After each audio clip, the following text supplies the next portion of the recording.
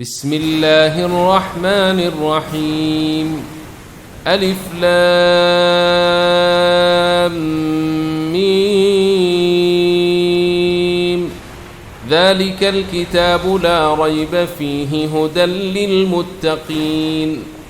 الذين يؤمنون بالغيب ويقيمون الصلاة ومما رزقناهم ينفقون والذين يؤمنون بما أنزل إليك وما أنزل من قبلك وبالآخرة هم يوقنون أولئك على هدى من ربهم وأولئك هم المفلحون. إن الذين كفروا سواء عليهم أأنذرتهم أم لم تنذرهم لا يؤمنون. ختم الله على قلوبهم وعلى سمعهم وعلى أبصارهم غشاوة ولهم عذاب عظيم. ومن الناس من يقول آمنا بالله وباليوم الآخر وما هم بمؤمنين يخادعون الله والذين آمنوا وما يخدعون إلا أنفسهم وما يشعرون. في قلوبهم مرض فزادهم الله مرضا ولهم عذاب أليم بما كانوا يكذبون. وإذا قيل لهم لا تفسدوا في الأرض قالوا إنما نحن مصلحون ألا إنهم هم المفسدون ولكن لا يشعرون. وإذا قيل لهم آمنوا كما آمن الناس قالوا أنؤمن كما آمن السفهاء ألا إنهم هم السفهاء ولكن لا يعلمون. وإذا لقوا الذين آمنوا قالوا آمنا وإذا خلوا إلى شياطينهم قالوا إنا معكم إنما نحن مستهزئون. الله يستهزئ بهم ويمدهم في طغيانهم يعمهون. أولئك الذين اشتروا الضلالة بالهدى فما ربحت تجارتهم وما كانوا مهتدين. مثلهم كمثل الذي استوقد نارا فلما أضاءت ما حوله ذهب الله بنورهم وتركهم في ظلمات لا يبصرون. صم بكم عمي فهم لا يرجعون. أو كصيب من السماء فيه ظلمات ورعد وبرق يجعلون أصابعهم في آذانهم من الصواعق حذر الموت والله محيط بالكافرين. يكاد البرق يخطف أبصارهم كلما أضاء لهم مشوا فيه وإذا أظلم عليهم قاموا ولو شاء الله لذهب بسمعهم وأبصارهم إن الله على كل شيء قدير. يا أيها الناس اعبدوا ربكم الذي خلقكم والذين من قبلكم لعلكم تتقون. الذي جعل لكم الأرض فراشا والسماء بناء وأنزل من السماء ماء فأخرج به من الثمرات رزقا لكم فلا تجعلوا لله أندادا وأنتم تعلمون وإن كنتم في ريب مما نزلنا على عبدنا فأتوا بسورة من مثله وادعوا شهداءكم من دون الله إن كنتم صادقين فإن لم تفعلوا ولن تفعلوا فاتقوا النار التي وقودها الناس والحجارة أعدت للكافرين وبشر الذين آمنوا وعملوا الصالحات أن لهم جنات تجري من تحتها الأنهار كلما رزقوا منها من ثمرة رزقا قالوا هذا الذي رزقنا من قبل وأتوا به متشابها ولهم فيها أزواج مطهرة وهم فيها خالدون إن الله لا يستحيي أن يضرب مثلا ما بعوضة فما فوقها فأما الذين آمنوا فيعلمون أنه الحق من ربهم وأما الذين كفروا فيقولون ماذا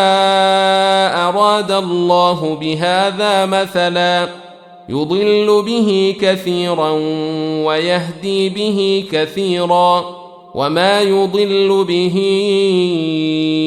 إلا الفاسقين الذين ينقضون عهد الله من بعد ميثاقه ويقطعون ما أمر الله به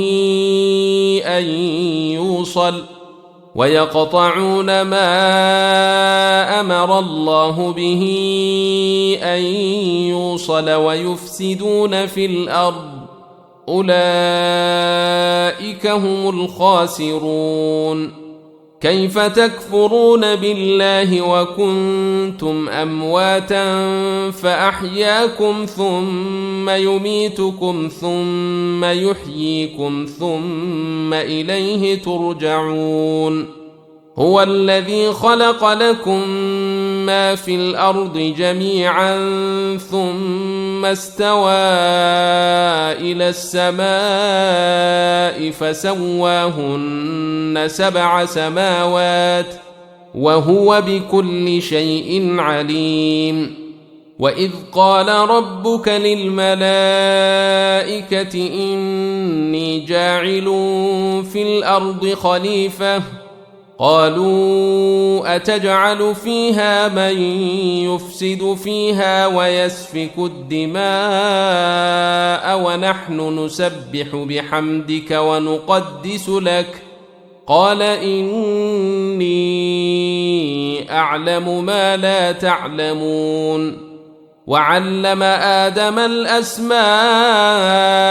كلها ثم عرضهم على الملائكة فقال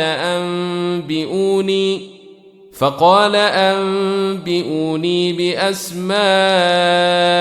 هؤلاء إن كنتم صادقين قالوا سبحانك لا علم لنا إلا ما علمتنا إنك أنت العليم الحكيم قال يا آدم أنبئهم بأسمائهم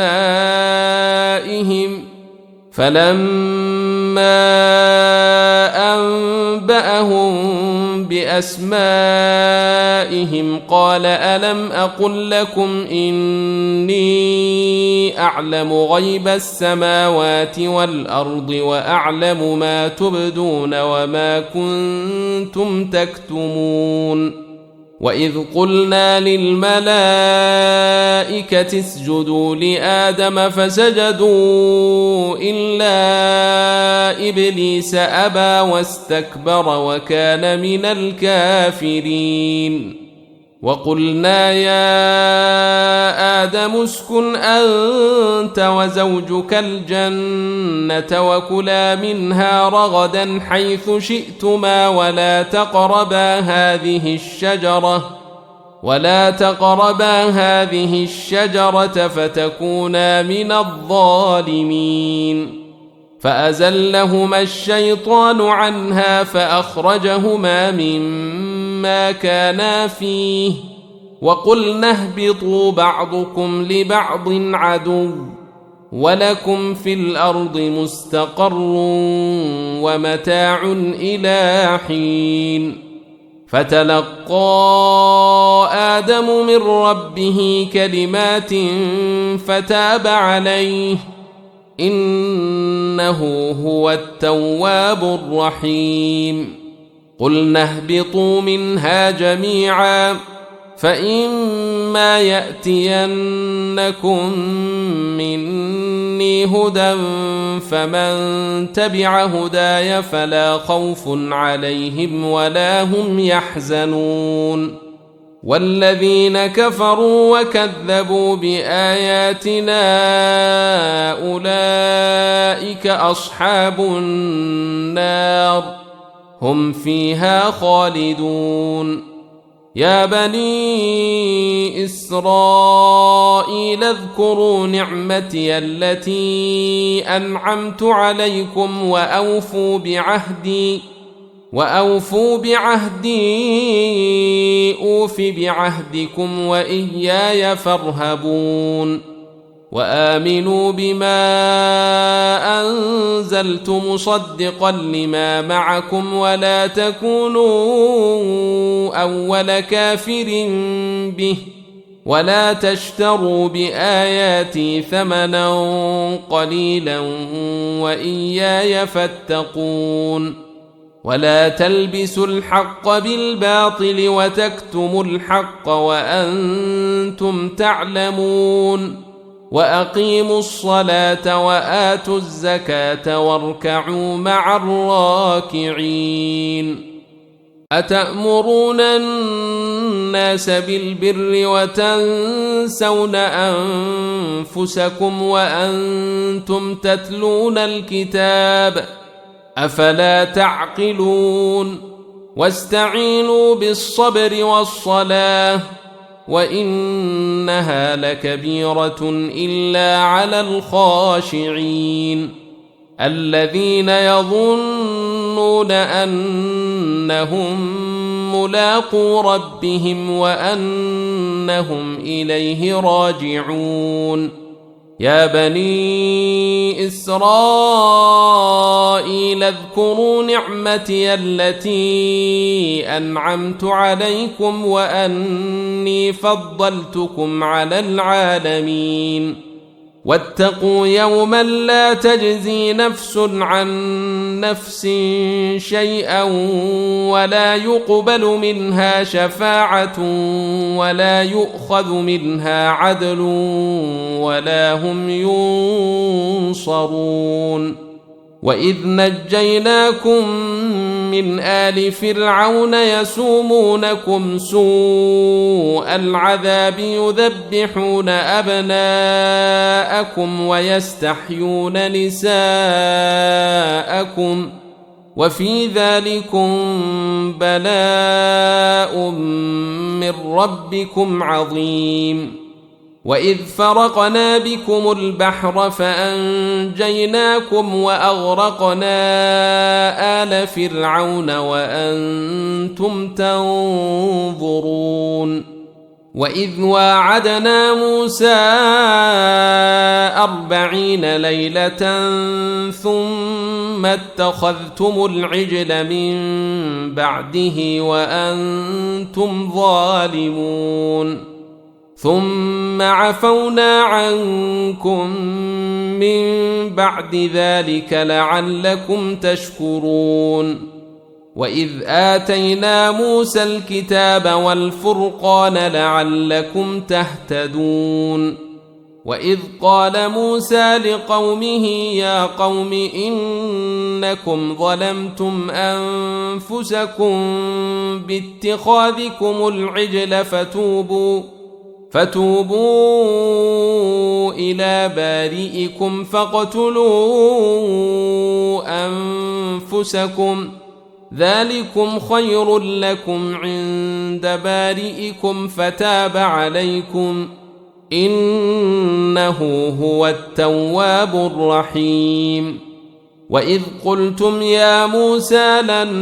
نؤمن لك حتى نرى الله جهرة فأخذتكم الصاعقة وأنتم تنظرون ثم بعثناكم من بعد موتكم لعلكم تشكرون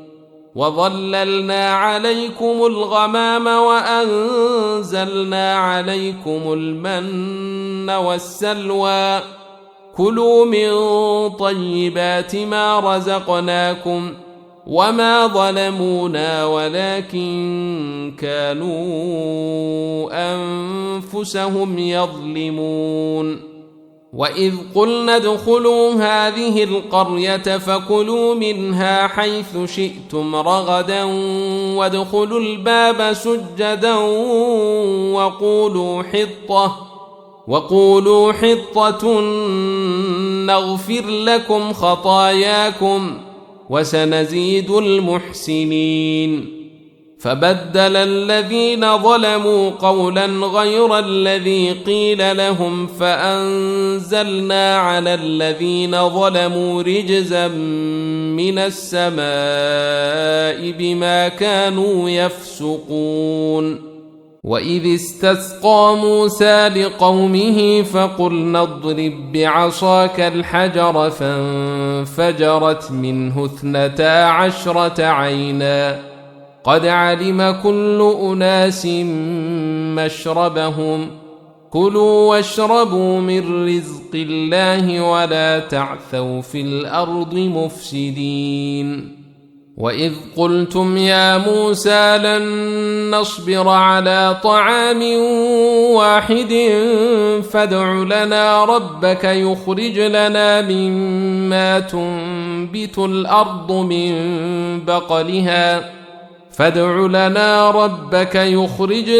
مما تنبت الأرض من بقلها وقثائها وفومها وعدسها وبصلها قال أتستبدلون الذي هو أدنى بالذي هو خير اهبطوا مصرا فإن لكم ما سألتم وضربت عليهم الذلة والمسكنة وباءوا بغضب من الله ذلك بأنهم كانوا يكفرون بآيات الله ويقتلون النبيين بغير الحق ذلك بما عصوا وكانوا يعتدون إن الذين آمنوا والذين هادوا والنصارى والصابئين من آمن بالله واليوم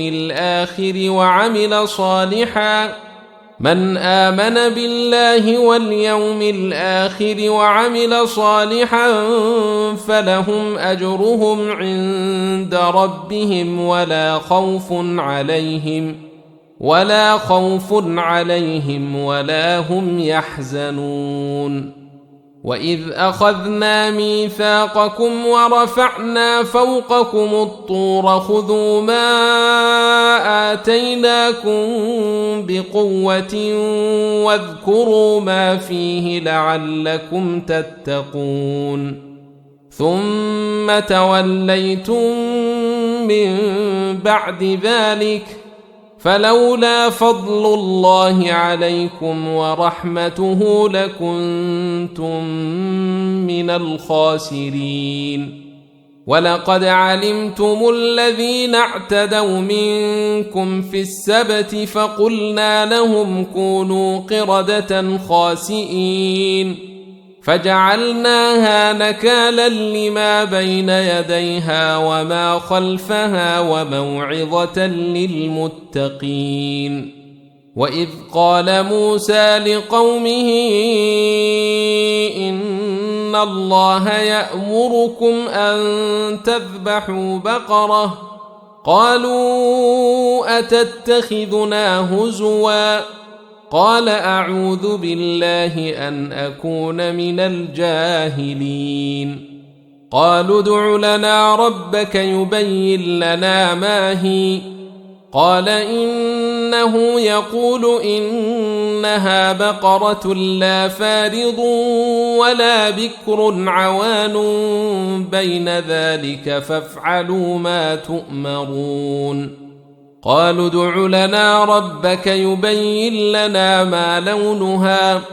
قال إنه يقول إنها بقرة صفراء فاقع لونها تسر الناظرين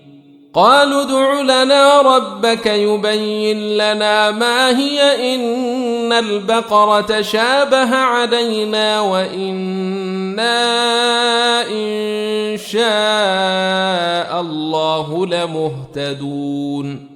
قال إنه يقول إنها بقرة لا ذلول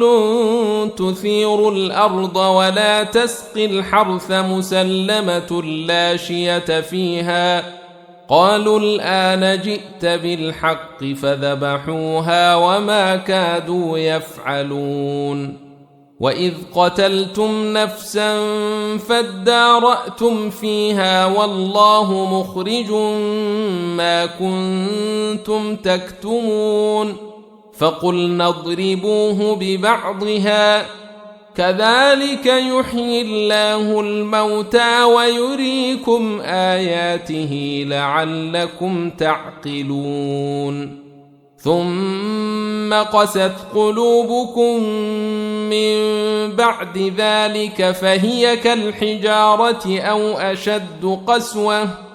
وإن من الحجارة لما يتفجر منه الأنهار وإن منها لما يشقق فيخرج منه الماء وإن منها لما يهبط من خشية الله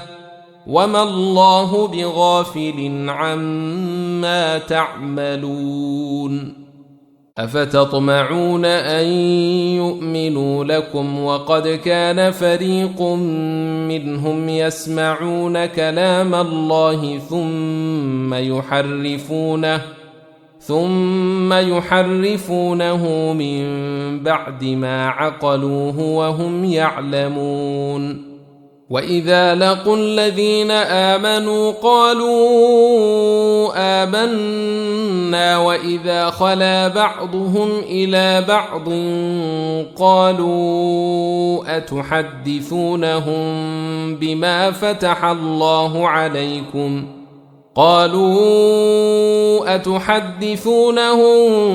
بما فتح الله عليكم ليحاجوكم به عند ربكم أفلا تعقلون أولا يعلمون أن الله يعلم ما يسرون وما يعلنون ومنهم أميون لا يعلمون الكتاب إلا أماني وإن هم إلا يظنون فويل للذين يكتبون الكتاب بأيديهم ثم يقولون هذا من عند الله ليشتروا به ثمنا قليلا فويل لهم مما كتبت أيديهم وويل لهم مما يكسبون وقالوا لن تمسنا النار إلا أياما معدودة قل أتخذتم عند الله عهدا فلن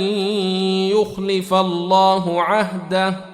أم تقولون على الله ما لا تعلمون بلى من كسب سيئة وأحاطت به خطيئته فأولئك أصحاب النار هم فيها خالدون والذين آمنوا وعملوا الصالحات أولئك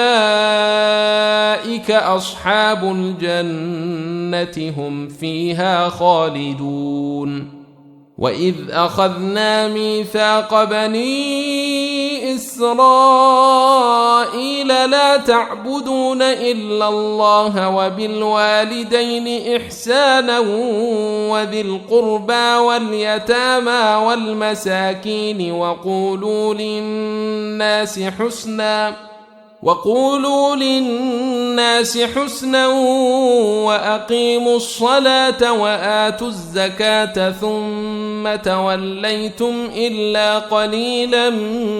منكم وأنتم معرضون وإذ أخذنا ميثاقكم لا تسفكون دماءكم ولا تخرجون أنفسكم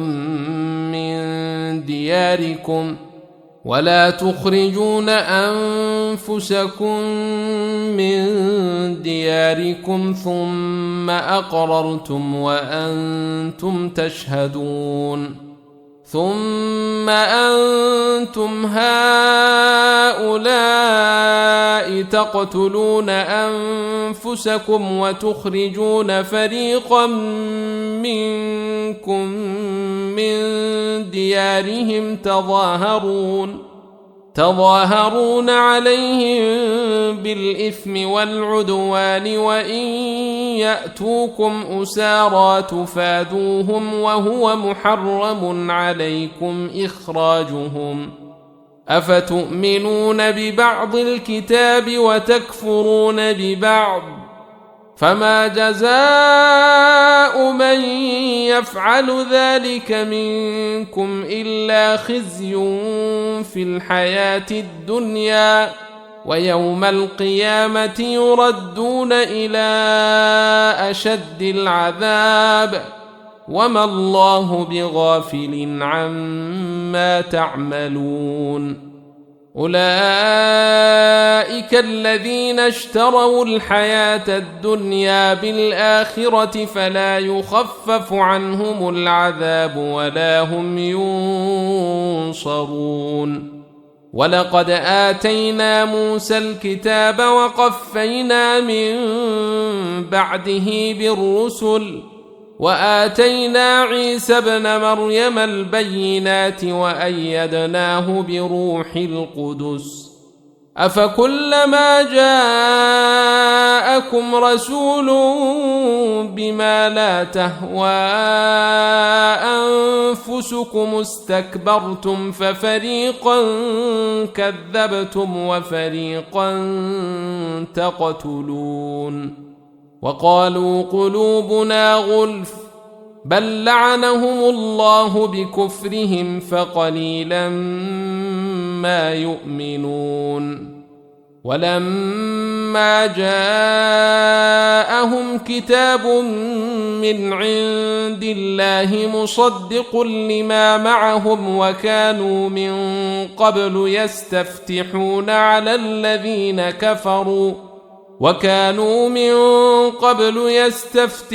على الذين كفروا فلما جاءهم ما عرفوا كفروا به فلعنة الله على الكافرين. بئس ما اشتروا به أنفسهم أن يكفروا بما أنزل الله بغيا أن ينزل الله من فضله على من يشاء من عباده فباءوا بغضب على غضب وللكافرين عذاب مهين. وإذا قيل لهم آمنوا بما أنزل الله قالوا نؤمن بما أنزل علينا ويكفرون بما وراءه وهو الحق مصدقا لما معهم. قل فلم تقتلون أنبياء الله من قبل إن كنتم مؤمنين. ولقد جاءكم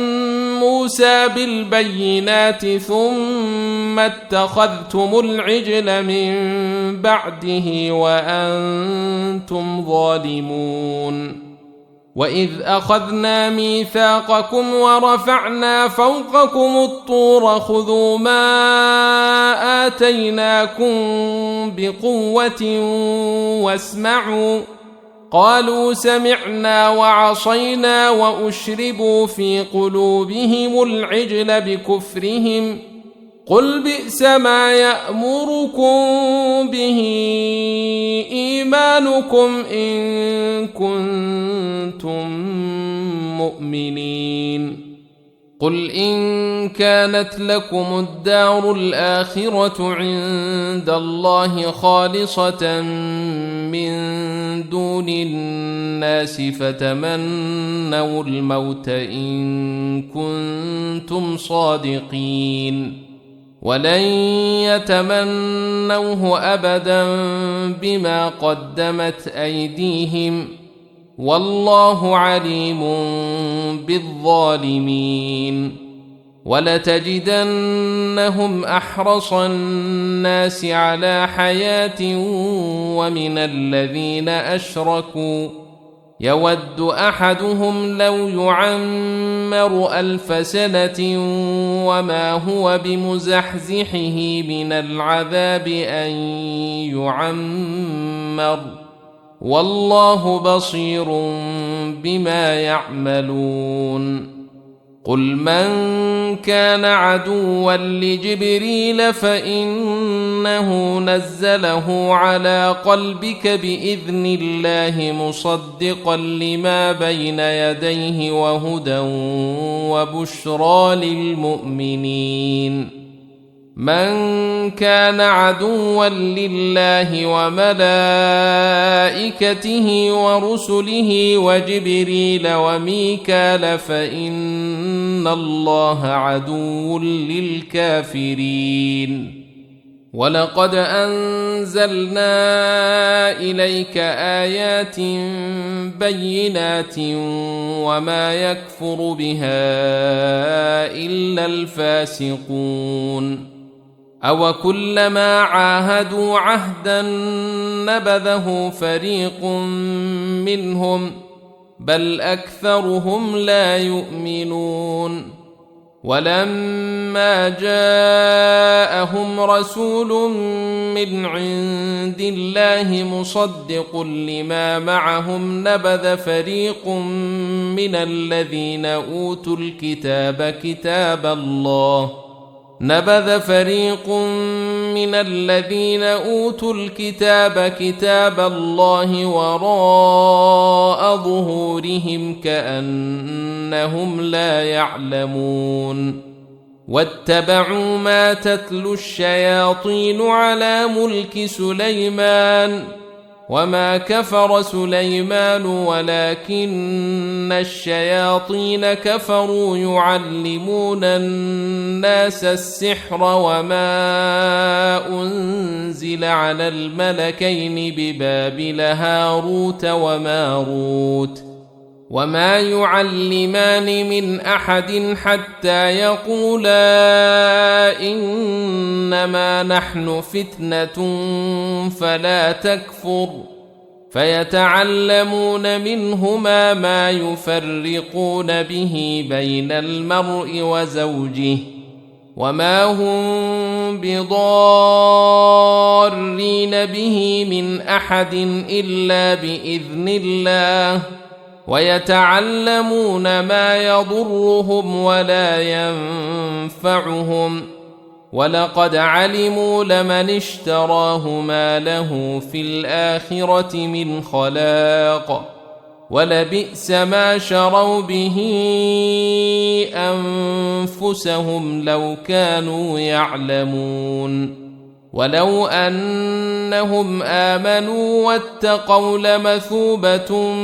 من عند الله خير لو كانوا يعلمون يا أيها الذين آمنوا لا تقولوا راعنا وقولوا انظرنا واسمعوا وللكافرين عذاب أليم ما يود الذين كفروا من أهل الكتاب ولا المشركين أن ينزل عليكم من خير من ربكم والله يختص برحمته من يشاء والله ذو الفضل العظيم ما ننسخ من آية أو ننسها نأت بخير منها أو مثلها ألم تعلم أن الله على كل شيء قدير ألم تعلم أن الله له ملك السماوات والأرض وما لكم من دون الله من ولي ولا نصير أم تريدون أن تسألوا رسولكم كما سئل موسى من قبل ومن يتبدل الكفر بالإيمان فقد ضل سواء السبيل ود كثير من أهل الكتاب لو يردونكم من بعد إيمانكم كفارا حسدا من عند أنفسهم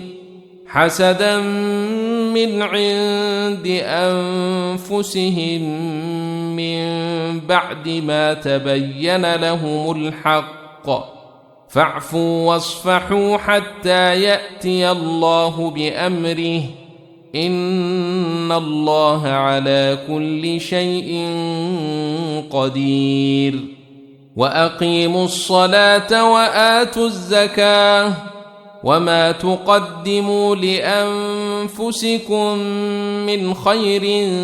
تجدوه عند الله إن الله بما تعملون بصير وقالوا لن يدخل الجنة إلا من كان هودا أو نصارى تلك أمانيهم قل هاتوا برهانكم إن كنتم صادقين بلى من أسلم وجهه لله وهو محسن فله أجره عند ربه ولا خوف عليهم ولا هم يحزنون وقالت اليهود ليست النصارى على شيء وقالت النصارى ليست اليهود على شيء وهم يتلون الكتاب كذلك قال الذين لا يعلمون مثل قولهم فالله يحكم بينهم يوم القيامة فيما كانوا فيه يختلفون ومن أظلم ممن منع مساجد الله أن يذكر فيها اسمه وسعى في خرابها أولئك ما كان لهم أن يدخلوها إلا خائفين لهم في الدنيا خزي ولهم في الآخرة عذاب عظيم ولله المشرق والمغرب فأينما تولوا فثم وجه الله إن الله واسع عليم وقالوا اتخذ الله ولدا سبحانه بل له ما في السماوات والأرض كل له قانتون بديع السماوات والأرض وإذا قضى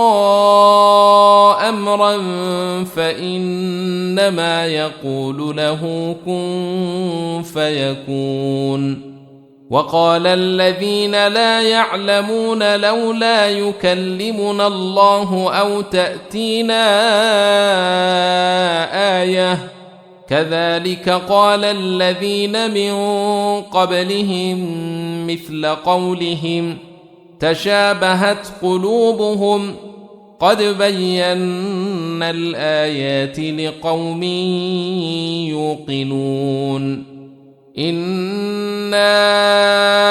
أرسلناك بالحق بشيرا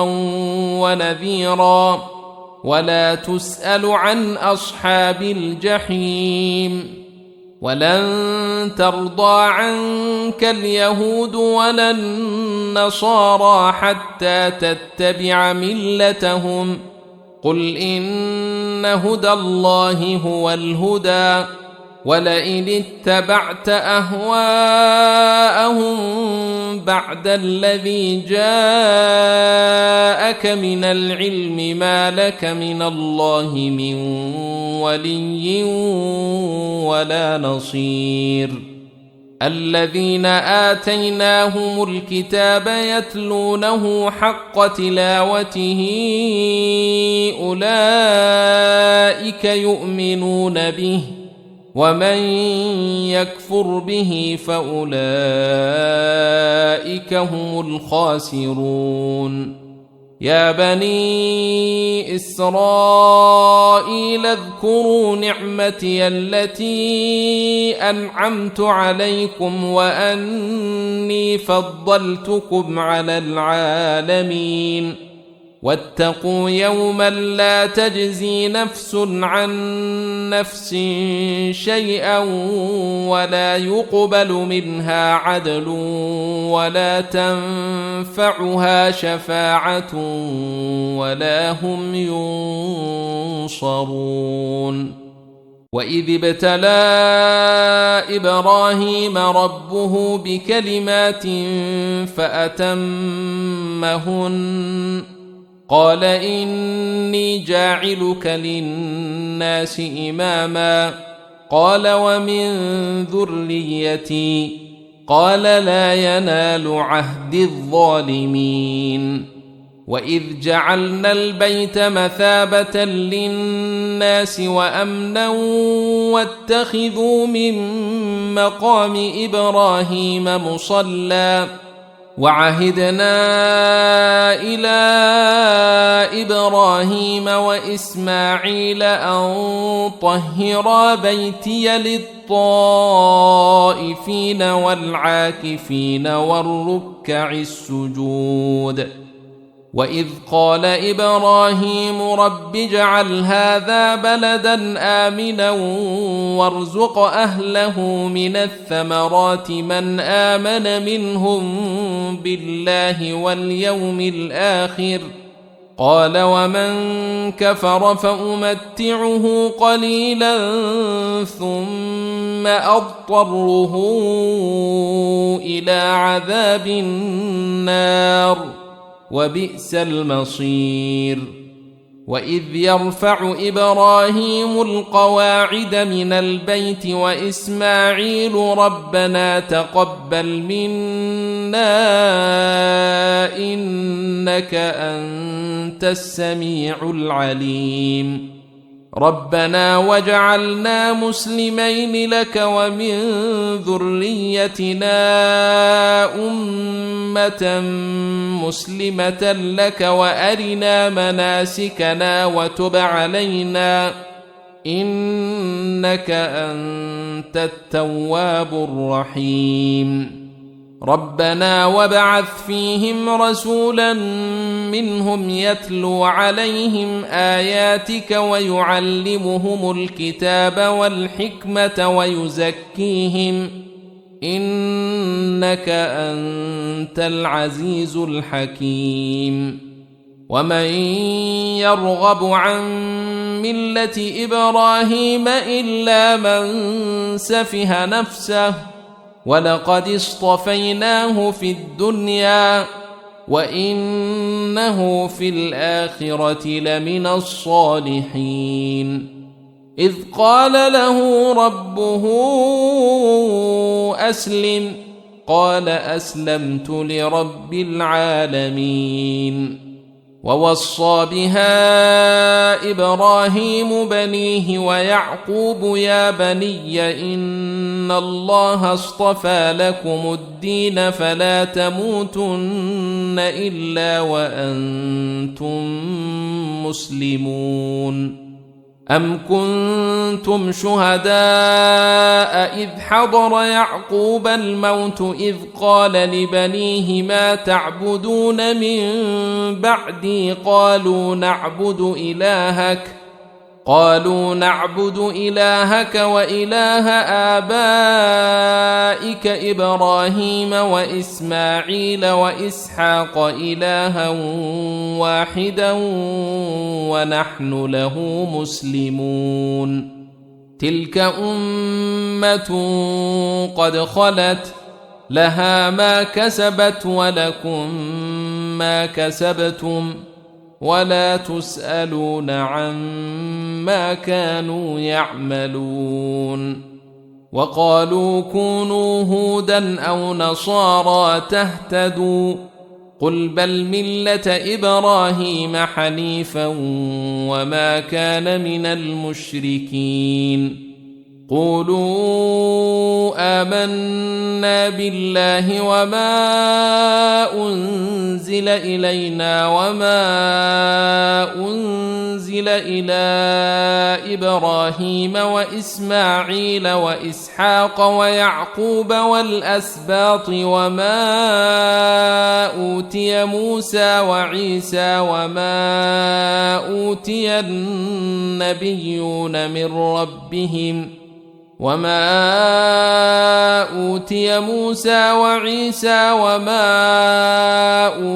النبيون من ربهم لا نفرق بين أحد منهم ونحن له مسلمون فإن آمنوا بمثل ما آمنتم به فقد اهتدوا وإن تولوا فإنما هم في شقاق فسيكفيكهم الله وهو السميع العليم صبغة الله ومن أحسن من الله صبغة ونحن له عابدون قل أتحاجوننا في الله وهو ربنا وربكم ولنا أعمالنا ولكم أعمالكم ونحن له مخلصون أم تقولون إن إبراهيم وإسماعيل وإسحاق ويعقوب والأسباط كانوا هودا أو نصارى قل أأنتم أعلم أم الله ومن أظلم ممن كتم شهادة عنده من الله وما الله بغافل عما تعملون تلك أمة قد خلت لها ما كسبت ولكم ما كسبتم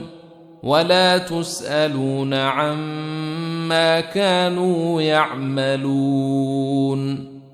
سيقول السفهاء من الناس ما ولاهم عن قبلتهم التي كانوا عليها قل لله المشرق والمغرب يهدي من يشاء إلى صراط مستقيم وكذلك جعلناكم أمة وسطا لتكونوا شهداء على الناس ويكون الرسول عليكم شهيدا وما جعلنا القبلة التي كنت عليها إلا لنعلم من يتبع الرسول ممن ينقلب على عقبيه وإن كانت لكبيرة إلا على الذين هدى الله وما كان الله ليضيع إيمانكم إن الله بالناس لرؤوف رحيم قد نرى تقلب وجهك في السماء فلنولينك قبلة ترضاها فول وجهك شطر المسجد الحرام وحيث ما كنتم فولوا وجوهكم شطره وإن الذين أوتوا الكتاب ليعلمون أنه الحق من ربهم وما الله بغافل عما يعملون ولئن أتيت الذين أوتوا الكتاب بكل آية ما تبعوا قبلتك وما أنت بتابع قبلتهم وما بعضهم بتابع قبلة بعض ولئن اتبعت أهواءهم من بعد ما جاءك من العلم إنك إذا لمن الظالمين الذين آتيناهم الكتاب يعرفونه كما يعرفون أبناءهم وإن فريقا منهم ليكتمون الحق وهم يعلمون الحق من ربك فلا تكونن من الممترين ولكل وجهة هو موليها فاستبقوا الخيرات أينما تكونوا يأت بكم الله جميعا إن الله على كل شيء قدير ومن حيث خرجت فول وجهك شطر المسجد الحرام وإنه للحق من ربك وما الله بغافل عما تعملون ومن حيث خرجت فول وجهك شطر المسجد الحرام وحيث ما كنتم فولوا وجوهكم شطره لئلا يكون للناس عليكم حجة إلا الذين ظلموا منهم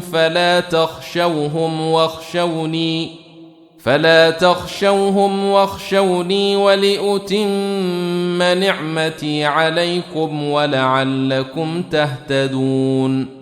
كما أرسلنا فيكم رسولا منكم يتلو عليكم آياتنا ويزكيكم ويعلمكم الكتاب والحكمة ويعلمكم ما لم تكونوا تعلمون فاذكروني أذكركم واشكروا لي ولا تكفرون يا أيها الذين آمنوا استعينوا بالصبر والصلاة إن الله مع الصابرين ولا تقولوا لمن يقتل في سبيل الله أموات بل أحياء ولكن لا تشعرون ولنبلونكم بشيء من الخوف والجوع ونقص من الأموال والأنفس والثمرات وبشر الصابرين الذين إذا أصابتهم مصيبة قالوا إنا لله وإنا إليه راجعون أولئك عليهم صلوات من ربهم ورحمة وأولئك هم المهتدون إن الصفا والمروة من شعائر الله فمن حج البيت أو اعتمر فلا جناح عليه أن يطوف بهما ومن تطوع خيرا فإن الله شاكر عليم إن الذين يكتمون ما أنزلنا من البينات والهدى من بعد ما بيناه للناس في الكتاب أولئك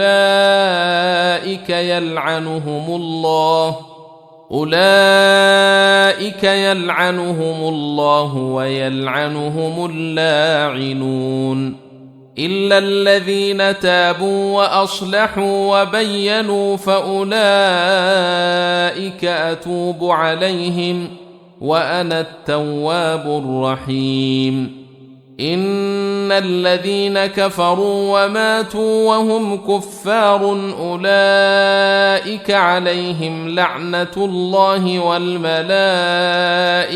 والناس أجمعين خالدين فيها لا يخفف عنهم العذاب ولا هم ينظرون وإلهكم إله واحد لا إله إلا هو الرحمن الرحيم إن في خلق السماوات والأرض واختلاف الليل والنهار والفلك التي تجري في البحر بما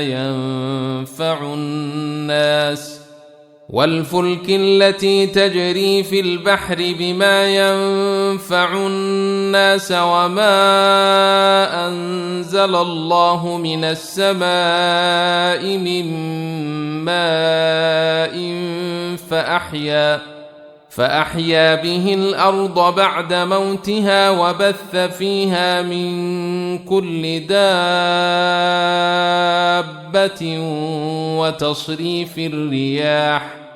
وتصريف الرياح والسحاب المسخر بين السماء والأرض لآيات لقوم يعقلون ومن الناس من يتخذ من دون الله أندادا يحبونهم كحب الله والذين آمنوا أشد حبا لله ولو يرى الذين ظلموا إذ يرون العذاب أن القوة لله جميعا وأن الله شديد العذاب إذ تبرأ الذين اتبعوا من الذين اتبعوا ورأوا العذاب وتقطعت بهم الأسباب وقال الذين اتبعوا لو أن لنا كرة فنتبرأ منهم كما تبرؤوا منا كذلك يريهم الله أعمالهم حسرات عليهم وما هم بخارجين من النار يا أيها الناس كلوا مما في الأرض حلالا طيبا ولا تتبعوا خطوات الشيطان إنه لكم عدو مبين إنما يأمركم بالسوء والفحشاء وأن تقولوا على الله ما لا تعلمون وإذا قيل لهم اتبعوا ما أنزل الله قالوا بل نتبع ما ألفينا عليه آباءنا أولو كان آباؤهم لا يعقلون شيئا ولا يهتدون ومثل الذين كفروا كمثل الذي ينعق بما لا يسمع إلا دعاء ونداء صم بكم عمي فهم لا يعقلون يا أيها الذين آمنوا كلوا من طيبات ما رزقناكم واشكروا لله إن كنتم إياه تعبدون إنما حرم عليكم الميتة والدم ولحم الخنزير وما أهل به لغير الله فمن اضطر غير باغ ولا عاد فلا إثم عليه إن الله غفور رحيم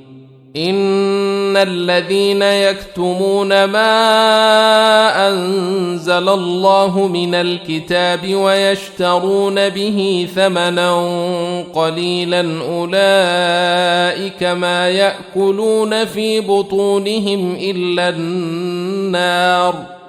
أولئك ما يأكلون في بطونهم إلا النار ولا يكلمهم الله يوم القيامة ولا يزكيهم ولهم عذاب أليم أولئك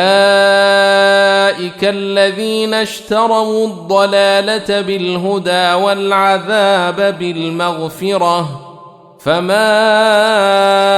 أصبرهم على النار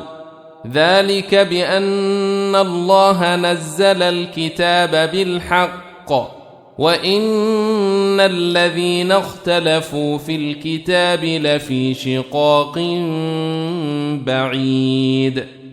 ليس البر أن تولوا وجوهكم قبل المشرق والمغرب ولكن البر من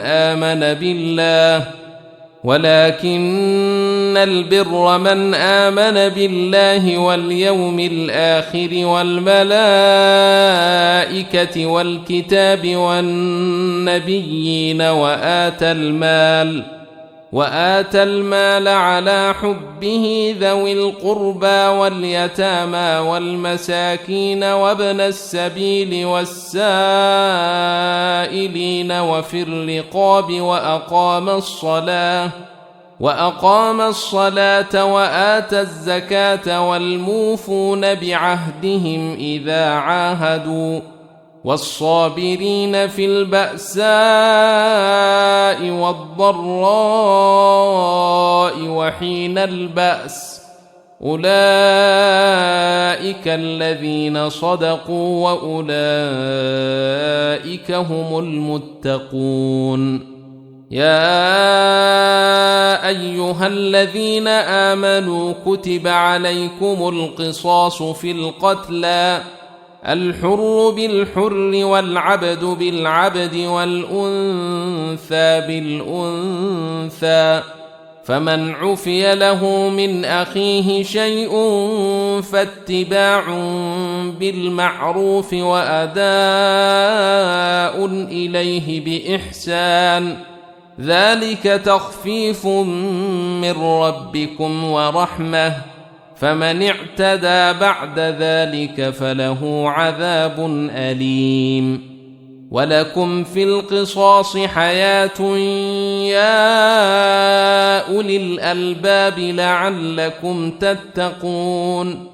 كتب عليكم إذا حضر أحدكم الموت إن ترك خيرا الوصية للوالدين والأقربين بالمعروف حقا على المتقين، فمن بدله بعدما سمعه فإنما إثمه على الذين يبدلونه، إن الله سميع عليم. فمن خاف من موص جنفا أو إثما فأصلح بينهم فلا إثم عليه، إن الله غفور رحيم. يا أيها الذين آمنوا كتب عليكم الصيام كما كتب على الذين من قبلكم لعلكم تتقون، أياما معدودات، فمن كان منكم مريضا أو على سفر فعدة من أيام أخر، وعلى الذين يطيقونه فدية طعام مسكين، فمن تطوع خيرا فهو خير له، وأن تصوموا خير لكم إن كنتم تعلمون. شهر رمضان الذي أنزل فيه القرآن هدى للناس وبينات من الهدى والفرقان، فمن شهد منكم الشهر فليصمه، ومن كان مريضا أو على سفر فعدة من أيام أخر، يريد الله بكم اليسر ولا يريد بكم العسر ولتكملوا العدة ولتكبروا الله على ما هداكم ولعلكم تشكرون. وإذا سألك عبادي عني فإني قريب أجيب دعوة الداع إذا دعان،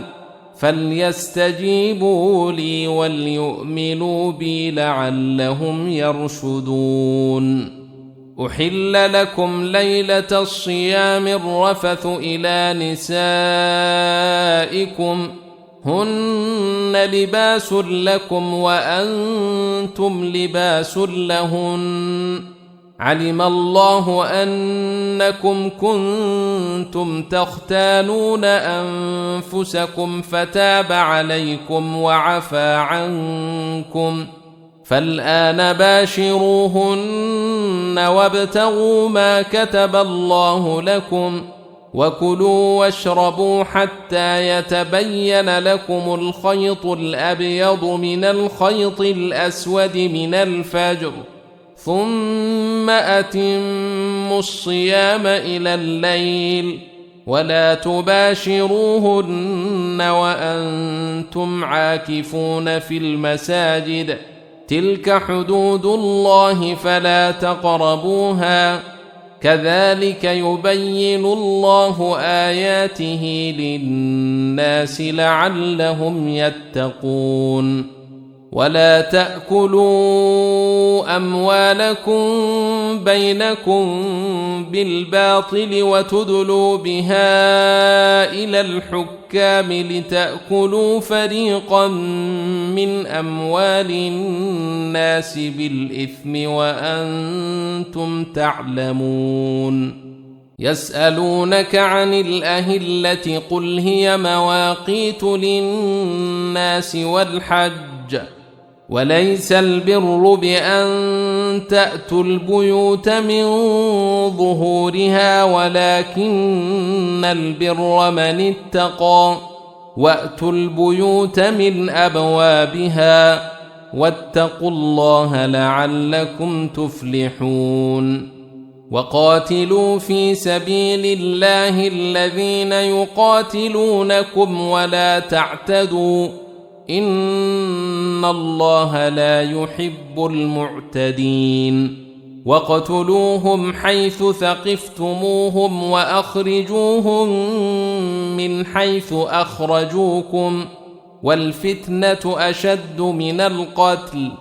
ولا تقاتلوهم عند المسجد الحرام حتى يقاتلوكم فيه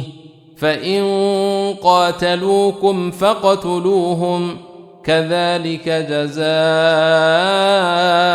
الكافرين. فإن انتهوا فإن الله غفور رحيم. وقاتلوهم حتى لا تكون فتنة ويكون الدين لله فإن انتهوا فلا عدوان إلا على الظالمين. الشهر الحرام بالشهر الحرام والحرمات قصاص فمن اعتدى عليكم فاعتدوا عليه بمثل ما اعتدى عليكم واتقوا الله واعلموا أن الله مع المتقين. وأنفقوا في سبيل الله ولا تلقوا بأيديكم إلى التهلكة وأحسنوا إن الله يحب المحسنين. وأتموا الحج والعمرة لله فإن أحصرتم فما استيسر من الهدي ولا تحلقوا رؤوسكم حتى يبلغ الهدي محله فمن كان منكم مريضا أو به أذى من رأسه ففدية من صيام أو صدقة أو نسك فإذا أمنتم فمن تمتع بالعمرة إلى الحج فما استيسر من الهدي فمن لم يجد فصيام 3 أيام في الحج و7 إذا رجعتم تلك 10 كاملة ذلك لمن لم يكن أهله حاضر المسجد الحرام واتقوا الله واعلموا أن الله شديد العقاب. الحج أشهر معلومات فمن فرض فيهن الحج فلا رفث ولا فسوق ولا جدال في الحج وما تفعلوا من خير يعلمه الله وتزودوا فإن خير الزاد التقوى واتقون يا أولي الألباب. ليس عليكم جناح أن تبتغوا فضلا من ربكم فإذا أفضتم من عرفات فاذكروا الله عند المشعر الحرام واذكروه كما هداكم وإن كنتم من قبله لمن الضالين. ثم أفيضوا من حيث أفاض الناس واستغفروا الله إن الله غفور رحيم. فإذا قضيتم مناسككم فاذكروا الله كذكركم آباءكم أو أشد ذكرا. فمن الناس من يقول ربنا آتنا في الدنيا وما له في الآخرة من خلاق. ومنهم من يقول ربنا آتنا في الدنيا حسنة وفي الآخرة حسنة وقنا عذاب النار. أولئك لهم نصيب مما كسبوا والله سريع الحساب. واذكروا الله في أيام معدودات، فمن تعجل في يومين فلا إثم عليه ومن تأخر فلا إثم عليه لمن اتقى. واتقوا الله واعلموا أنكم إليه تحشرون. ومن الناس من يعجبك قوله في الحياة الدنيا ويشهد الله على ما في قلبه وهو ألد الخصام. وإذا تولى سعى في الأرض ليفسد فيها ويهلك الحرث والنسل والله لا يحب الفساد. وإذا قيل له اتق الله أخذته العزة بالإثم فحسبه جهنم ولبئس المهاد. ومن الناس من يشري نفسه ابتغاء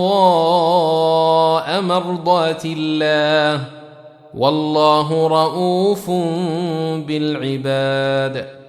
يا أيها الذين آمنوا ادخلوا في السلم كافة ولا تتبعوا خطوات الشيطان إنه لكم عدو مبين. فإن زللتم من بعد ما جاءتكم البينات فاعلموا أن الله عزيز حكيم. هل ينظرون إلا أن يأتيهم الله في ظلل من الغمام والملائكة وقضي الأمر وإلى الله ترجع الأمور. سل بني إسرائيل كم آتيناهم من آية بينة ومن يبدل نعمة الله من بعد ما جاءته فإن الله شديد العقاب. زين للذين كفروا الحياة الدنيا ويسخرون من الذين آمنوا والذين اتقوا فوقهم يوم القيامة والله يرزق من يشاء بغير حساب. كان الناس أمة واحدة فبعث الله النبيين مبشرين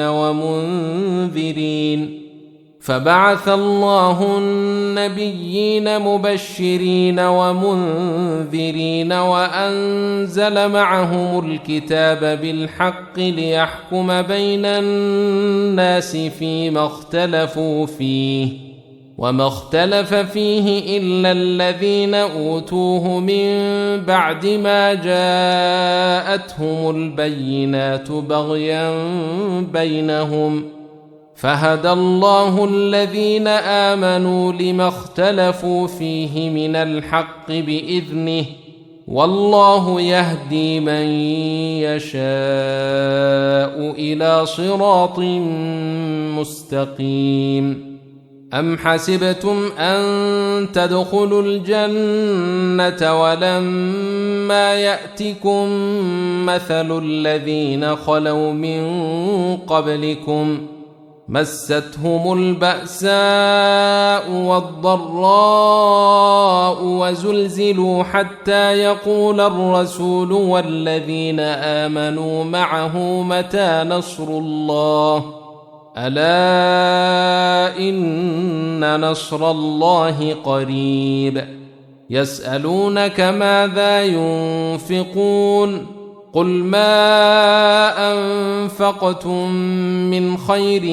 فللوالدين والأقربين واليتامى والمساكين وابن السبيل وما تفعلوا من خير فإن الله به عليم كتب عليكم القتال وهو كره لكم وعسى أن تكرهوا شيئا وهو خير لكم وعسى أن تحبوا شيئا وهو شر لكم والله يعلم وأنتم لا تعلمون يسألونك عن الشهر الحرام قتال فيه قل قتال فيه كبير وصد عن سبيل الله وكفر به والمسجد الحرام وإخراج أهله منه أكبر عند الله والفتنة أكبر من القتل ولا يزالون يقاتلونكم حتى يردوكم عن دينكم إن استطاعوا ومن يرتدد منكم عن دينه فيمت وهو كافر فأولئك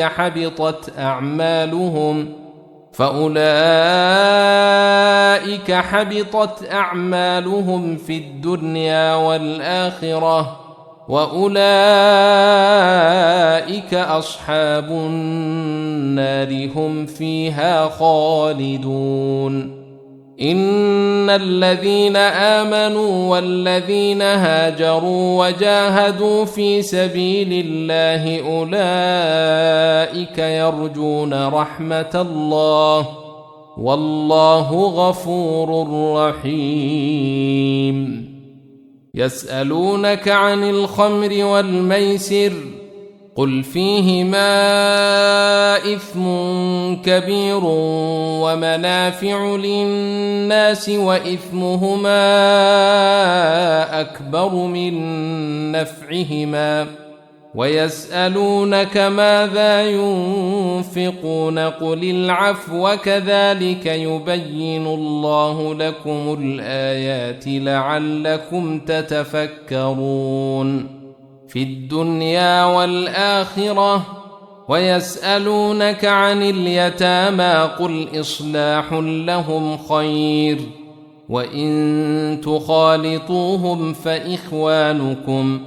والله يعلم المفسد من المصلح ولو شاء الله لأعنتكم إن الله عزيز حكيم ولا تنكحوا المشركات حتى يؤمن ولأمة مؤمنة خير من مشركة ولو أعجبتكم ولا تنكحوا المشركين حتى يؤمنوا ولعبد مؤمن خير من مشرك ولو أعجبكم أولئك يدعون إلى النار والله يدعو إلى الجنة والمغفرة بإذنه ويبين آياته للناس لعلهم يتذكرون ويسألونك عن المحيض قل هو أذى فاعتزلوا النساء في المحيض ولا تقربوهن حتى يطهرن فإذا تطهرن فأتوهن من حيث أمركم الله إن الله يحب التوابين ويحب المتطهرين نساؤكم حرث لكم فأتوا حرثكم أنى شئتم وقدموا لأنفسكم واتقوا الله واعلموا أنكم ملاقوه وبشر المؤمنين ولا تجعلوا الله عرضة لأيمانكم أن تبروا وتتقوا وتصلحوا بين الناس والله سميع عليم لا يؤاخذكم الله باللغو في أيمانكم ولكن يؤاخذكم بما كسبت قلوبكم والله غفور حليم للذين يؤلون من نسائهم تربص 4 أشهر فإن فاءوا فإن الله غفور رحيم وإن عزموا الطلاق فإن الله سميع عليم والمطلقات يتربصن بأنفسهن 3 قروء ولا يحل لهن أن يكتمن ما خلق الله في أرحامهن إن كن يؤمن بالله واليوم الآخر وبعولتهن أحق بردهن في ذلك إن أرادوا إصلاحا ولهن مثل الذي عليهن بالمعروف وللرجال عليهن درجة والله عزيز حكيم الطلاق 2 فإمساك بمعروف أو تسريح بإحسان ولا يحل لكم أن تأخذوا مما آتيتموهن شيئا إلا أن يخافا ألا يقيما حدود الله فإن خفتم ألا يقيما حدود الله فلا جناح عليهما فيما افتدت به تلك حدود الله فلا تعتدوها ومن يتعد حدود الله فأولئك هم الظالمون فإن طلقها فلا تحل له من بعد حتى تنكح زوجا غيره فإن طلقها فلا جناح عليهما أن يتراجعا إن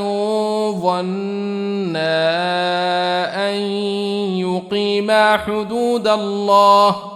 وتلك حدود الله يبينها لقوم يعلمون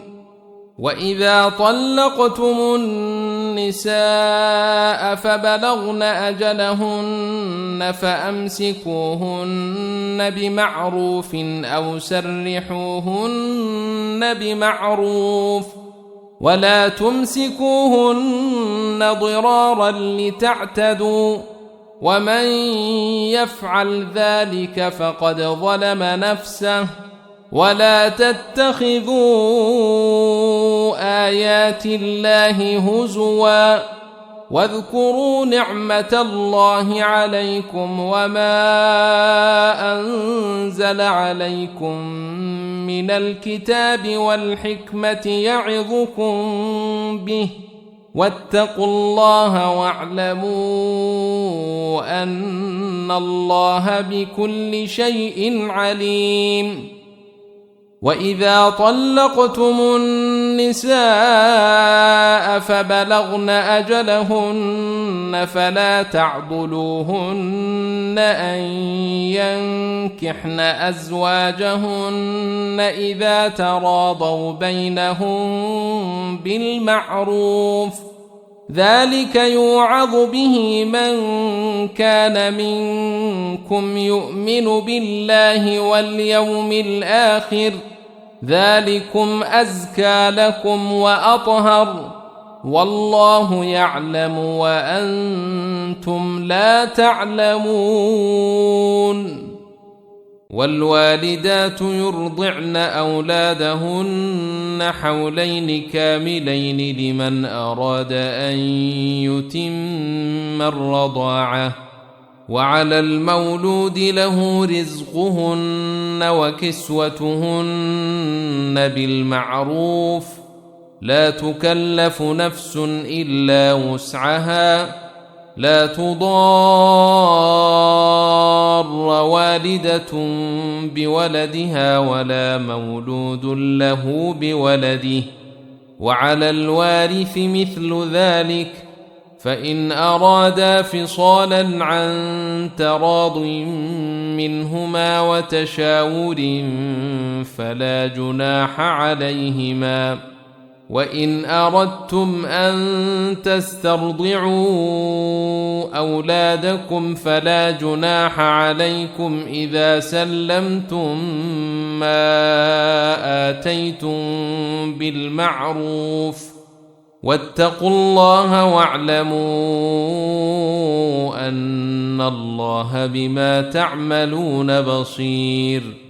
والذين يتوفون منكم ويذرون أزواجا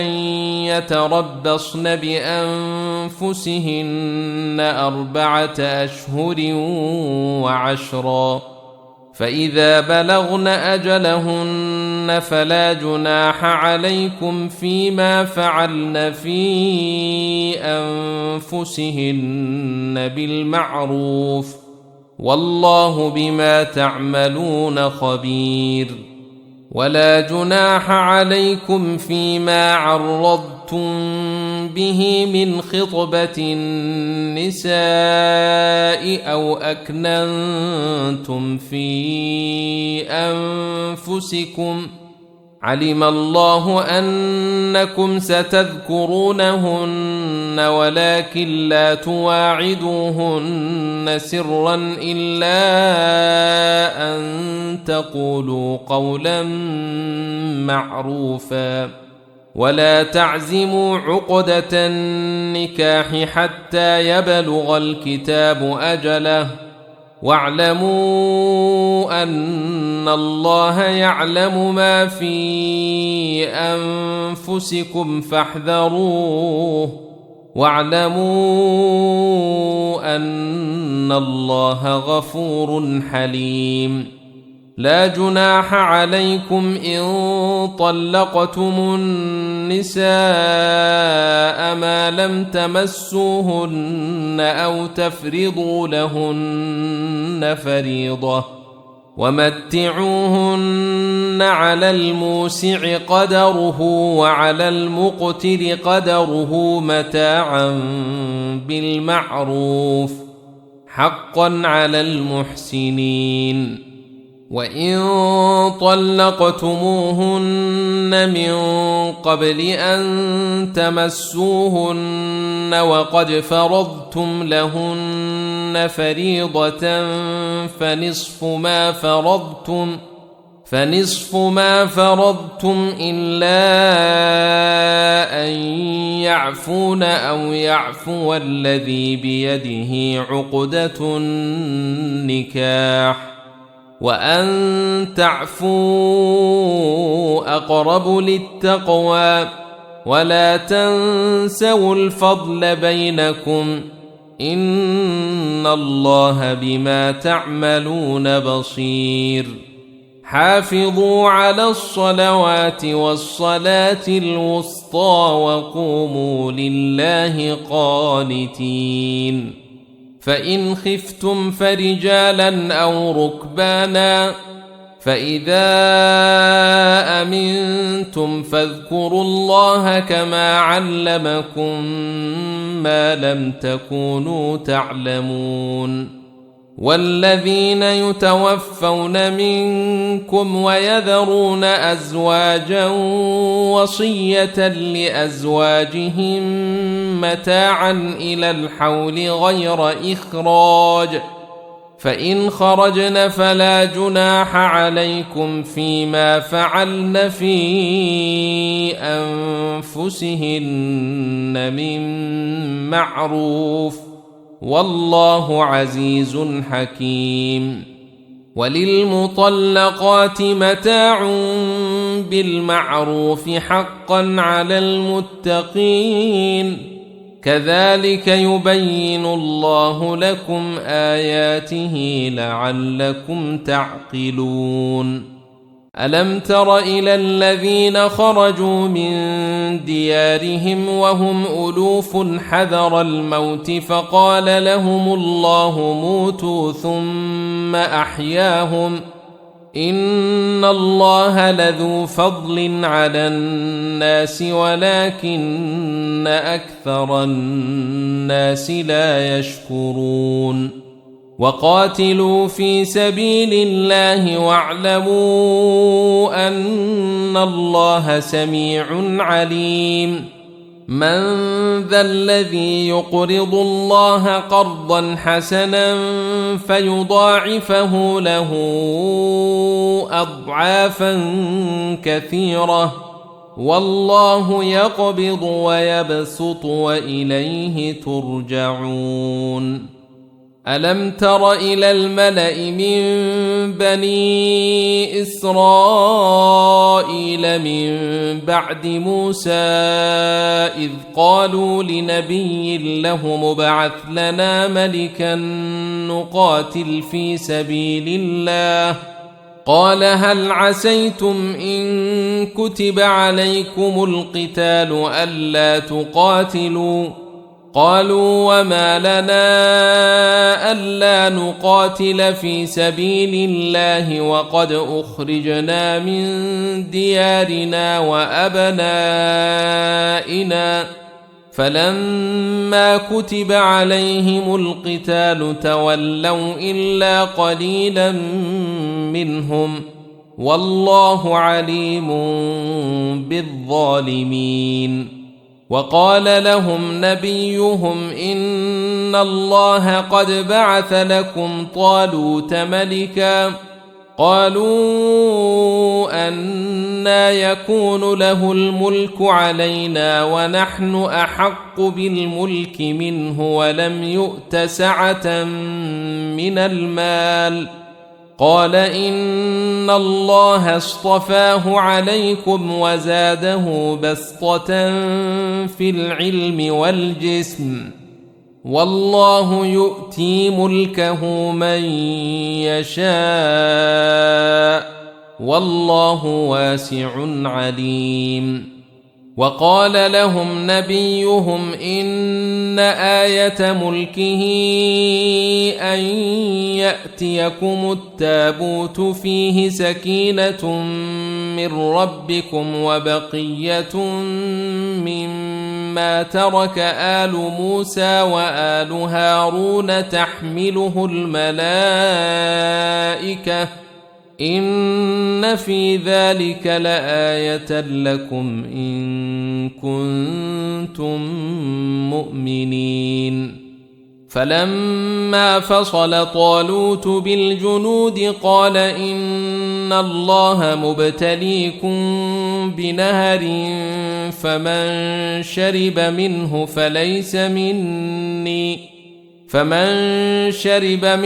فليس مني ومن لم يطعمه فإنه مني إلا من اغترف غرفة بيده، فشربوا منه إلا قليلا منهم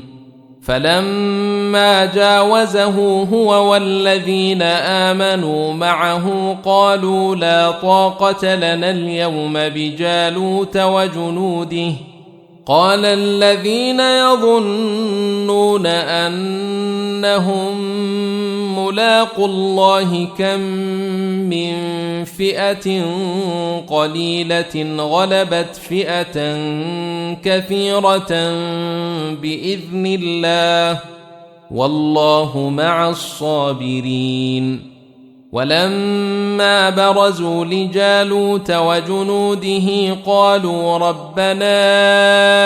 أفرغ علينا صبرا وثبت أقدامنا وانصرنا على القوم الكافرين فهزموهم بإذن الله وقتل داود جالوت وآتاه الله الملك والحكمة وعلمه مما يشاء ولولا دفع الله الناس بعضهم ببعض لفسدت الأرض ولكن الله ذو فضل على العالمين تلك آيات الله نتلوها عليك بالحق وإنك لمن المرسلين تلك الرسل فضلنا بعضهم على بعض منهم من كلم الله ورفع بعضهم درجات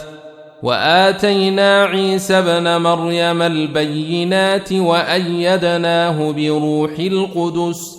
ولو شاء الله ما اقتتل الذين من بعدهم من بعد ما جاءتهم البينات ولكن اختلفوا فمنهم من آمن ومنهم من كفر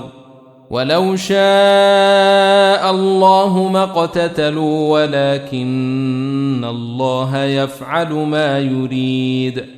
يا أيها الذين آمنوا أنفقوا مما رزقناكم من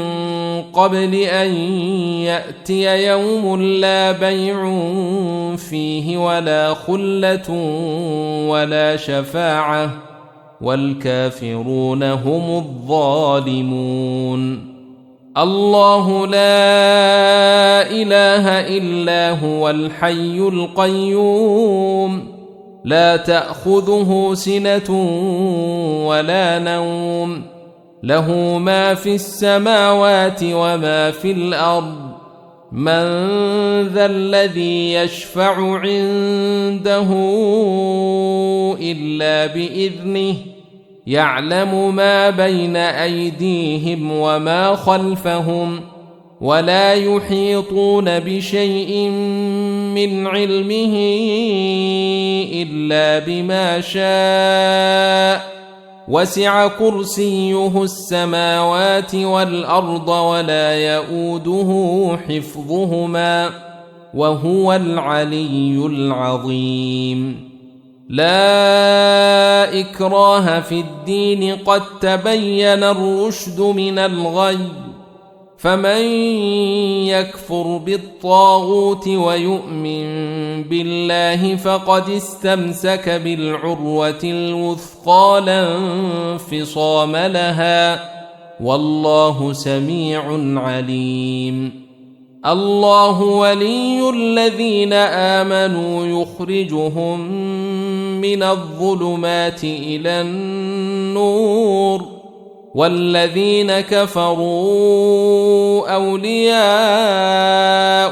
الطاغوت يخرجونهم من النور إلى الظلمات أولئك أصحاب النار هم فيها خالدون ألم تر إلى الذي حاج إبراهيم في ربه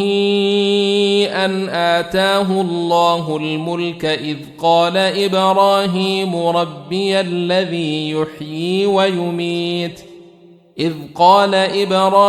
ربي الذي يحيي ويميت قال أنا أحيي وأميت قال إبراهيم فإن الله يأتي بالشمس من المشرق فأت بها من المغرب فبهت الذي كفر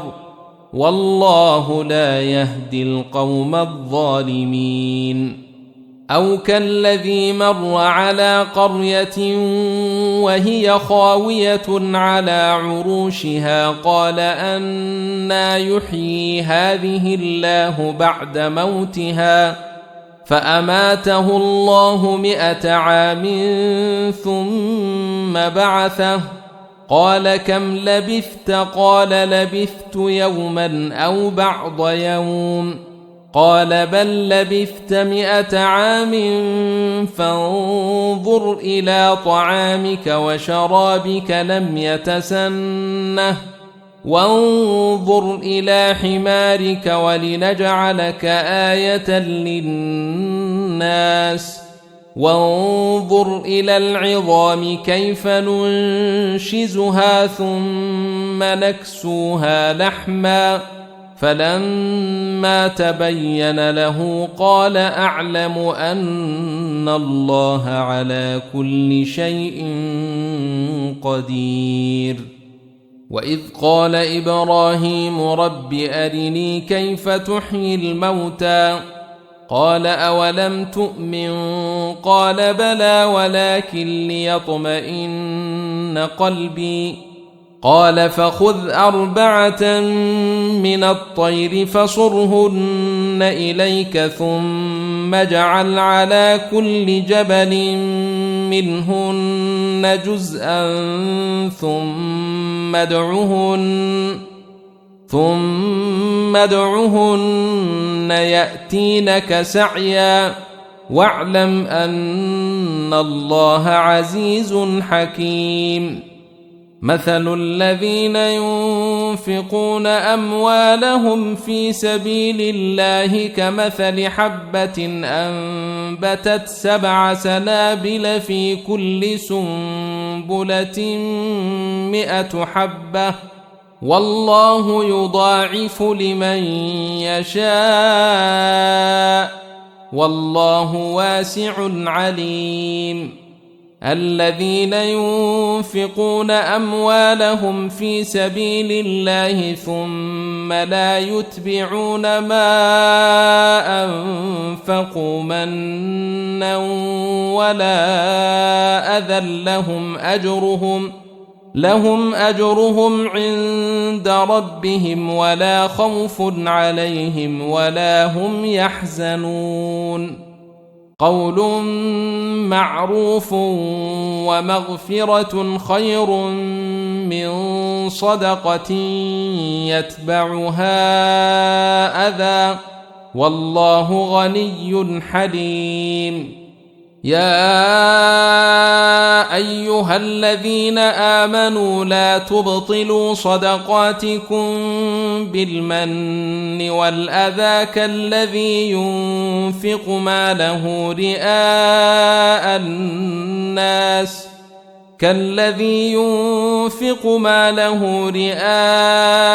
الناس ولا يؤمن بالله واليوم الآخر فمثله كمثل صفوان عليه تراب فأصابه وابل فتركه صلدا لا يقدرون على شيء مما كسبوا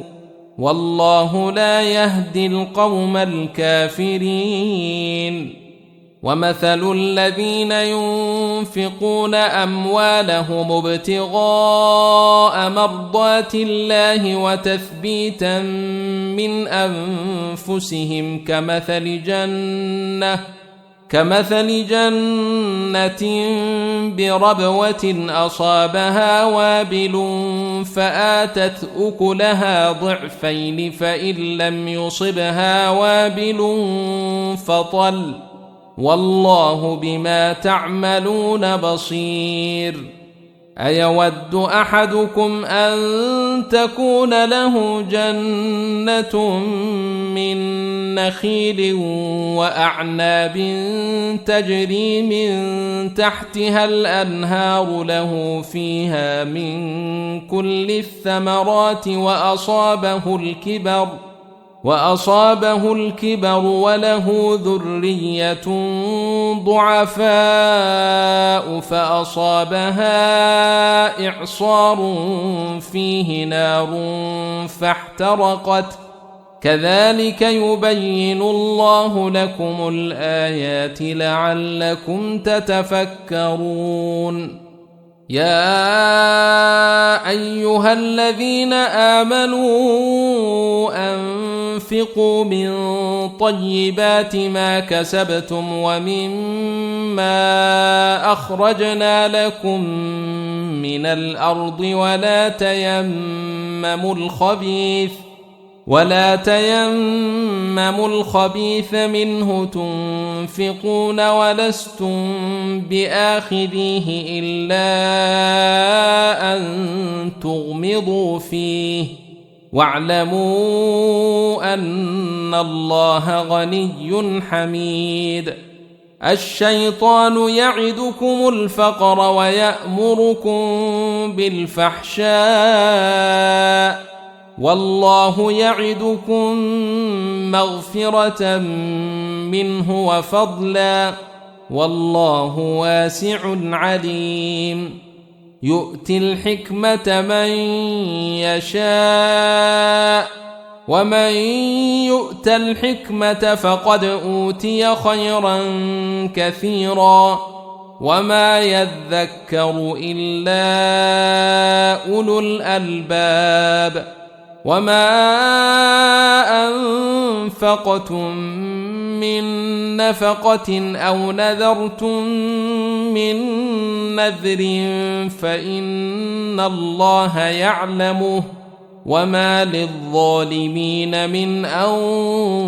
أنصار. إن تبدوا الصدقات فنعما هي وإن تخفوها وتؤتوها الفقراء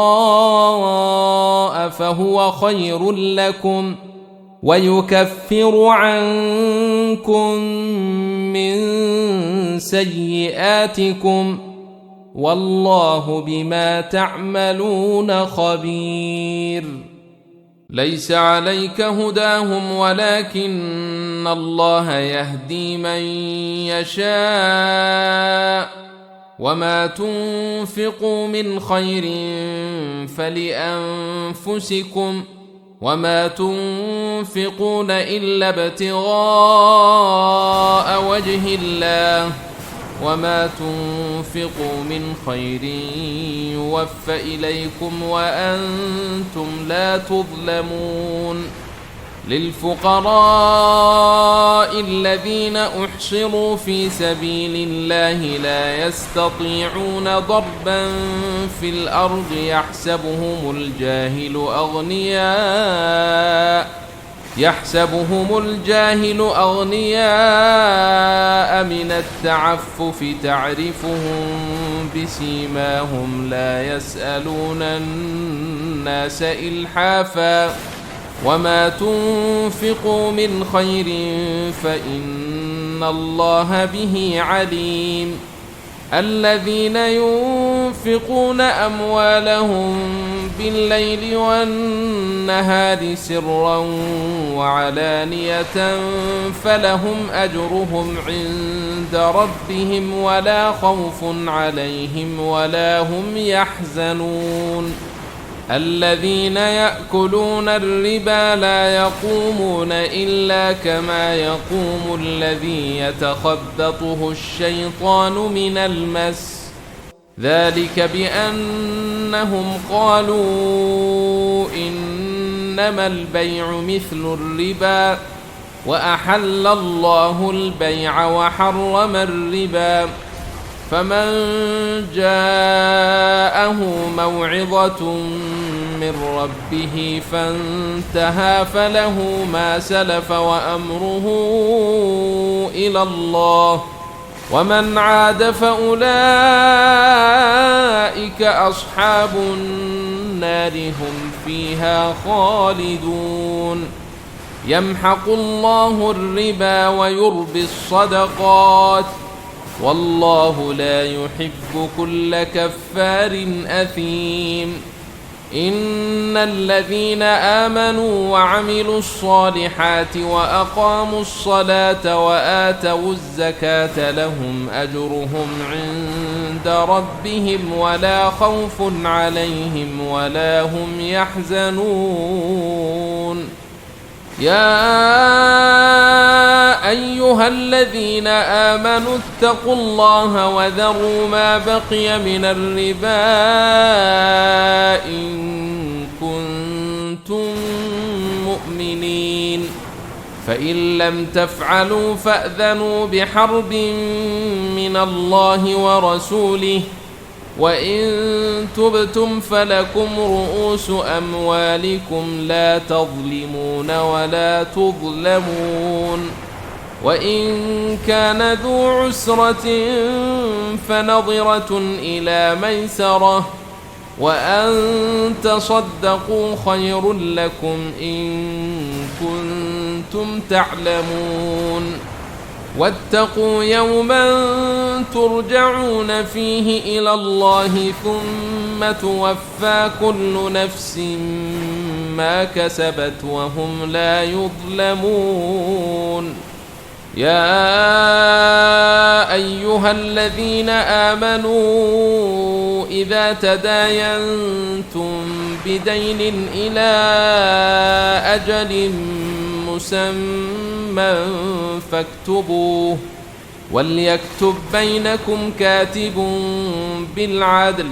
ولا يأب كاتب أن يكتب كما علمه الله فليكتب وليملل الذي عليه الحق وليتق الله ربه ولا يبخس منه شيئا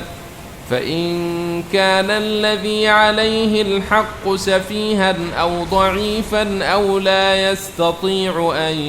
يمل هو فليملل وليه بالعدل واستشهدوا شهيدين من رجالكم فإن لم يكونا رجلين فرجل وامرأتان ممن ترضون من الشهداء أن تضل إحداهما فتذكر إحداهما الأخرى ولا يأبى الشهداء إذا ما دعوا ولا تسأموا أن تكتبوه صغيرا أو كبيرا إلى أجله ذلكم أقسط عند الله وأقوم للشهادة وأدنى ألا ترتابوا إلا أن تكون تجارة حاضرة تديرونها بينكم فليس عليكم جناح ألا تكتبوها وأشهدوا إذا تبايعتم ولا يضار كاتب ولا شهيد وإن تفعلوا فإنه فسوق بكم واتقوا الله ويعلمكم الله والله بكل شيء عليم وإن كنتم على سفر ولم تجدوا كاتبا فرهان مقبوضة فإن أمن بعضكم بعضا فليؤد الذي اؤتمن أمانته وليتق الله ربه ولا تكتموا الشهادة ومن يكتمها فإنه آثم قلبه والله بما تعملون عليم. لله ما في السماوات وما في الأرض، وإن تبدوا ما في أنفسكم أو تخفوه يحاسبكم به الله فيغفر لمن يشاء ويعذب من يشاء، والله على كل شيء قدير. آمن الرسول بما أنزل إليه من ربه والمؤمنون كل آمن بالله وملائكته وكتبه ورسله لا نفرق بين أحد من رسله وقالوا سمعنا وأطعنا غفرانك ربنا وإليك المصير. لا يكلف الله نفسا إلا وسعها، لها ما كسبت وعليها ما اكتسبت. ربنا لا تؤاخذنا إن نسينا أو أخطأنا، ربنا ولا تحمل علينا إصرا كما حملته على الذين من قبلنا، ربنا ولا تحملنا ما لا طاقة لنا به، واعف عنا واغفر لنا وارحمنا، أنت مولانا فانصرنا على القوم الكافرين.